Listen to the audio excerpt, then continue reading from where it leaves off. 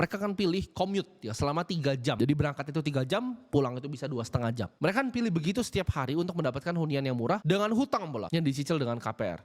Nah ini jadi lingkaran setan. Kenapa? Karena secara well-being manusia ya, kita manusia itu ada risetnya. Kita manusia itu nggak bisa ya commute terus setiap hari selama itu. Produktivitas kita menurun, otomatis value kita yang kita bisa tingkatkan menurun. Waktu kita untuk belajar pun hal baru juga menurun karena habis di commute. Jadi ini adalah degradasi kecil yang dilakukan kepada kita. Zaman dulu orang tua bisa koar-koar. Oh, gue 300 juta bisa beli rumah, tinggal nabung deposito semuanya aman.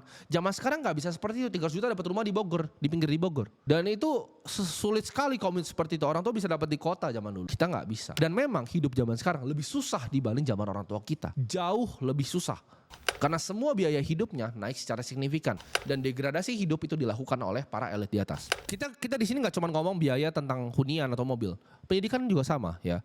Jadi untuk akses ya ke para kelas menengah yang pengen upgrade hidupnya, biaya pendidikan itu naik terus dari SD, SMP, SMA sampai kuliah itu naiknya secara signifikan. Nah makanya di sini gue nggak cuma pengen bacot doang gitu. Kan banyak orang cuma jadi komentator cuma bisanya bacot, tapi ini adalah hal real yang gue pengen lakukan, yaitu gue pengen bangun sekolah yang gratis, nggak usah bayar, tinggal datang aja di daerah-daerah yang memang membutuhkan sekolah. Karena gue lihat ini adalah masalah krusial. Pendidikan ini adalah masalah krusial di Indonesia, di mana harganya naiknya secara signifikan, tapi daya belinya masyarakat itu nggak kunjung membaik. Jadi ini adalah salah satu misi di hidup gue ya dari Roland Foundation untuk bangun 100 sekolah ya nantinya. Sampai gue akhirnya mati, gue akan bangun 100 sekolah yang bisa diakses oleh teman-teman ya. Jadi sekolah pertama akan dibangun di NTT, di Sumba. Jadi untuk teman-teman di sana, kita harap itu bisa jadi manfaat ya untuk kalian semua. Kita ngomong dari segi kesehatan ya. Dari kesehatan pun nggak ada yang tambah murah, baik biaya langsung maupun biaya tidak langsung. Contohnya seperti bahan asuransi, itu naik terus dan menerus preminya. Nah sekarang mungkin kalian banyak yang bertanya, kenapa channel seperti gue ini akhirnya banyak yang nonton ya. Jumlah viewernya itu ratusan ribu. Bahkan artis-artis pun ada yang kalah sama channel seperti ini. Karena di era kali ini dunia tuh udah nggak gampang ya, dunia udah susah. Jadi manusia itu udah nggak sekedar bisa hanya di entertain aja. Jadi kalian mulai terbuka pikirannya. Nggak cuman bisa